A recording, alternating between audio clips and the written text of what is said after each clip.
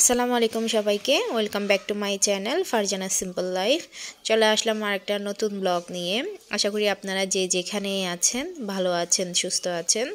আলহামদুলিল্লাহ আমরাও অনেক ভালো আছি। তো দেখতে দেখতে কিন্তু প্রায় এক সপ্তাহ হয়ে যাচ্ছে আমি কোনো ব্লগ দিতে পারছি না। আসলে এত ব্যস্তর মধ্যে দিনগুলো কাটছে, যেহেতু তাওরাত আছে এখন। তাওরাত অনেক ছোট, ওকেও একটু সময় দিতে হচ্ছে। আর সংসারে তো বিভিন্ন কাজকর্ম থাকে, তো একদমই কিন্তু ব্লগ এডিট করার সময় পাচ্ছি না। তো তাই অনেক দেরি হয়ে গিয়েছে এই ব্লগটা শেয়ার।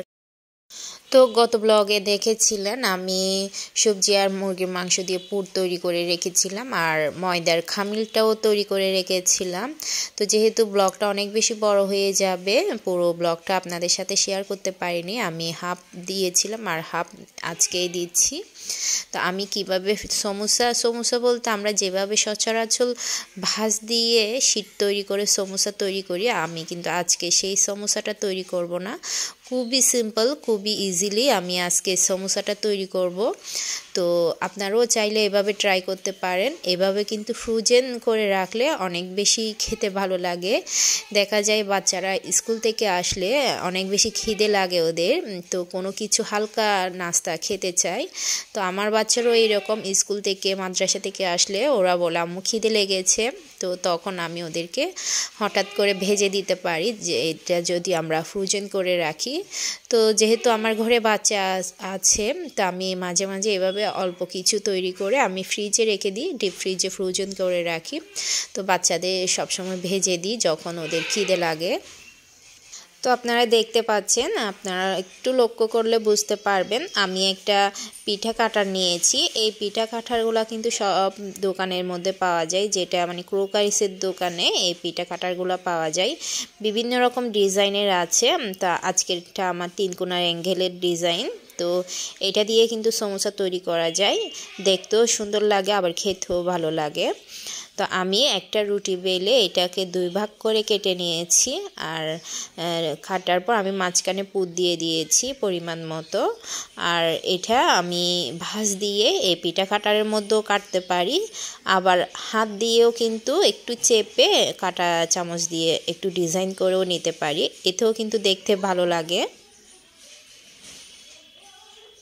তো আমার রুটিটা একটু ছোটো হয়ে গিয়েছে বেলতে, তাই এখানে কাটারের মধ্যে আসছিল না। তো পরে রুটিটা যদি একটু বড় করে বানাই, এই কাটারের মধ্যে কিন্তু কেটে নিতে পারবো।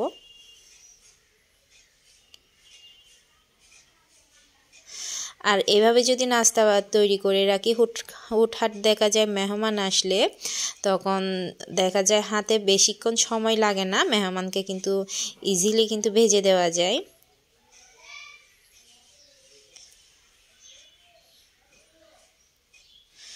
আর এটা কিন্তু অনেক মজা হয় খেতে, অনেক ক্রিস্পি হয় আর খেতেও অনেক ভালো লাগে। আমরা যদি সস দিয়ে খাই, বাচ্চারা তো সসটা অনেক বেশি পছন্দ করে।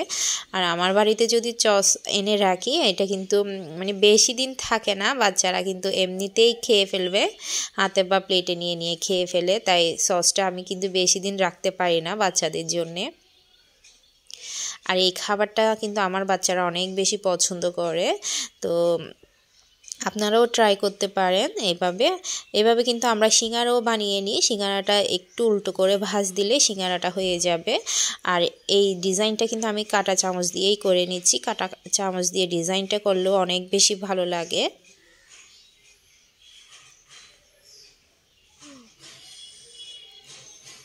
তো দেখা যায় আমরা যেই ফ্রোজেন সমোসা, রোল, অন্থন আমরা দোকান থেকে কিনে আনি, এগুলো কিন্তু অনেক বেশি দাম হয়ে গিয়েছে আগের তুলনায়। এখন প্রত্যেক জিনিস কিন্তু আগের তুলনায় অনেক বেশি দাম হয়ে গিয়েছে। তো দেখা যায় 12 পিসের যদি একটা প্যাকেট নিয়ে আসি, চিকেন সমোসা বলেন বা চিকেন রোল বলেন, অন্থন বলেন, এটা 150 টাকা হয়ে গিয়েছে। আগে মনে হয় আরও একটু কম ছিল। তো এগুলো সাইজে অনেক বেশি ছোট থাকে। তো 12টা কিন্তু ভেজে নিলেও আপনারা 3-4 জনও খেতে পারবেন, বেশি জন খেতে পারবেন না, যেহেতু সাইজে একটু ছোট হয়ে গিয়েছে। তো আমরা যদি একটু কষ্ট করে হাতে সময় নিয়ে যদি অল্প কিছু বানিয়ে রাখি, তো মাঝে মাঝে কিন্তু বাচ্চাদের এভাবে খেতে পারি। আমরাও বিকেলের নাস্তায় বা দুপুরের আগে একটা হালকা খিদে লাগে, যেটা রান্নাবান্না শেষ করার পর, বিশেষ করে যারা আমাদের মতো হাউসওয়াইফ, আমরা কিন্তু রান্নাবান্না শেষ করে একটা হালকা খিদে লাগে, ইচ্ছে করে একটু গরম গরম চায়ের সাথে একটু হালকা কিছু ঝাল খাবার খাই। তা আমিও রান্নাবান্না শেষ করে যখন একটু হালকা খিদে লাগে, তখন আমিও কয়েকটা ভেজে একটু গরম গরম চা দিয়ে খেয়ে ফেলি, তখন আমারও অনেক বেশি ভালো লাগে। এরপর জোহরের পর আমরা নামাজ পড়ে এরপর ভাত খেতে খেতে কিন্তু 2টা-3টা বেজে যায়। আর এখন যেহেতু শীতের দিন, শীতে দেখা যায় দুপুরে ভাত খেতে খেতে আসরের সময় হয়ে যায়। তো সময়টা কিন্তু একদমই পাচ্ছি না। এই ভিডিওটা এডিট করে রেখেছি কিন্তু ভয়েস দেওয়া হয়নি। আমি মনে হয় গত সপ্তাহে ব্লগটা দিয়েছিলাম, লাস্ট ব্লগটা। তো দেখা যাচ্ছে সংসারে সকালে ঘুম থেকে উঠতে উঠতে নাস্তা শেষ করে 10টা বেজে যায়, বাচ্চারা স্কুলে যায়, তারপর রান্নাবান্না শুরু করি, বিভিন্ন রকম কাজ থাকে, আর তাও রাতের দেখাশোনা করতে হচ্ছে। আর রান্নাবান্না শেষ করতে করতে দেখা যায় আসরের সময় একটু নামাজ দোয়া আছে। তো সব কিছু শেষ করতে করতে কিন্তু আমার ভয়েসটা দেওয়া হচ্ছে না, তাই আজকে ট্রাই করলাম ভয়েসটা দিয়ে আমি ব্লগটা আপনাদের সাথে শেয়ার করি। আর হ্যাঁ, আরেকটা কথা বলে রাখি, আমি আজকের ভয়েসটা যেহেতু দিনের বেলায় দিয়েছি, আমার বাড়ি কিন্তু রোডের পাশে, অনেক আওয়াজ আসছিল, হয়তো আপনারা ভিডিওটা দেখলে বুঝতে পারবেন। প্লিজ আপনারা কিছু মাইন্ড করবেন না। আপনারা যদি আজকের ব্লগে কোনো ভুল ত্রুটি হয়ে থাকে আমাকে ক্ষমা সুন্দর দৃষ্টিতে দেখবেন। আমি প্রায় সময় কিন্তু রাতের বেলায় ভয়েসটা দিই, যখন সবাই ঘুমিয়ে পড়ে, বাচ্চারা সবাই ঘুম থাকে, যাতে বাহিরের কোনো আওয়াজ না আসে বা কোনো বাড়তি ভয়েস না আসে। তো রাতেই দেওয়ার চেষ্টা করি। তো এখন কিন্তু রাতে কয়েকদিন ধরে দিতে পারছি না, তাই আমি ভয়েসটা দিইনি। তো আজকে ট্রাই করলাম দিনের বেলায় দিয়ে দেখি কেমন হয়। যেহেতু সকালে বাচ্চারা স্কুলে চলে গিয়েছে, আমি একটু হাতে সময় ছিল, তাওরা তো ঘুম ছিল, তো তখন দেখা যাচ্ছে বাহিরের আওয়াজটাই বেশি কানে আসতেছে। তো আপনারা প্লিজ ক্ষমা সুন্দর দৃষ্টিতে দেখবেন। তো আমি কিছু সমোসা আমি বানিয়ে একটা ট্রেতে একটা পলিথিন কেটে দিয়ে দিয়েছি, যাতে ট্রের মধ্যে লেগে না যায়। তো অনেক সময় দেখা যায় আমরা এটা যখন ডিপে ফ্রোজেন করে রাখি, এটা ঠান্ডা হওয়ার পর আমরা ট্রে থেকে উঠাতে পারি না, ট্রের সাথে লেগে যায়। তো একটা যদি পলিথিন দিয়ে দিই নিচে, বা ফয়েল পেপার থাকলে ফয়েল পেপার দিয়ে দিই, বা অন্য কোনো কাগজ দিয়ে দিই, মানে পাতলা কোনো কাগজ। তো এইভাবে আমরা কাগজটা তুললেই সমোসাগুলো উঠে আসবে। অন্থন বলেন, সমোসা বলেন, মানে পলিথিন তুললে এটা উঠে আসবে, এটা কিন্তু ছিঁড়ে যাবে না। তো আমার সবগুলা বানানো শেষ, আমি অনেকগুলো অন্থন বানিয়ে নিয়েছি। দেখতেই পাচ্ছেন আমি নিচে পলিথিন দিয়ে, পলিথিনের মধ্যে এক ভাঁজ দিয়েছি, আবার উপরে আর এক ভাঁজ দিয়ে আমি এভাবে ডিপে রেখে দিব। এতে করে তুলতে অনেক সুবিধা হবে আমার। তো এভাবে মাঝে মাঝে চেষ্টা করি হাতে অল্প সময় নিয়ে আমি কিছু ফ্রোজেন নাস্তা বানিয়ে রাখার। তো মাঝে মাঝে বানিয়ে রাখি, এভাবে আমার বেশ কিছুদিন চলে যায় এভাবে বানিয়ে রাখলে। তো এগুলো দেখতে পাচ্ছেন হালকা কিন্তু শক্ত হয়ে এসেছে। আমি এটা কিন্তু রাতের বেলা, আমি রাতেই বানিয়েছিলাম। তো আমি সকালে এগুলো যখন পুরো ডিপ হয়ে যাবে, আমি সবগুলা বের করে একসাথে একটা প্যাকেটে করে রাখবো।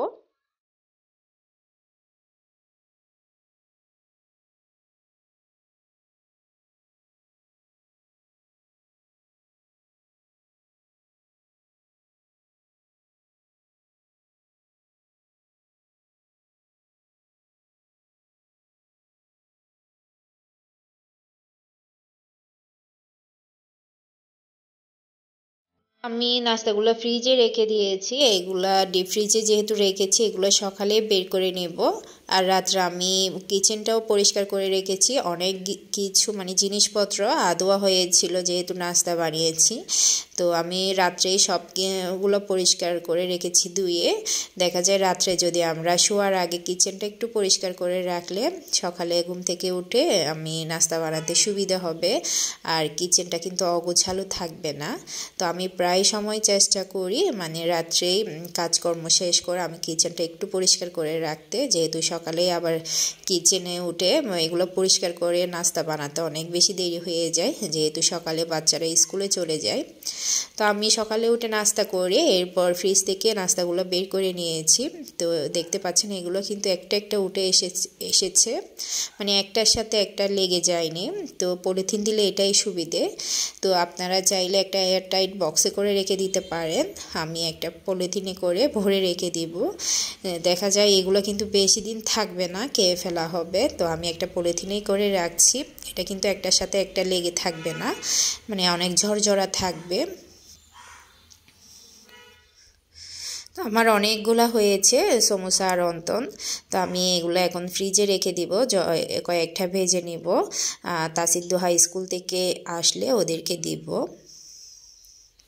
আর হ্যাঁ, আপনাদের আরেকটা কথা বলে নিই, আর দেখতে দেখতে কিন্তু আমার চ্যানেলে প্রায় ৯,০০০-এর পরিবার একটা হতে যাচ্ছে, প্রায় ৯,০০০ হয়ে যাচ্ছে মাশাআল্লাহ। দেখতে দেখতে আমি কিন্তু প্রায় ১ বছর ব্লগটা দিইনি, ব্লগ শুরু করিনি, যেহেতু তাওরাত প্রেগনেন্ট ছিল। তাওরাত জন্মানোর পর আমি প্রায় ৩-৪ মাস পর ব্লগটা আবার শুরু করেছি।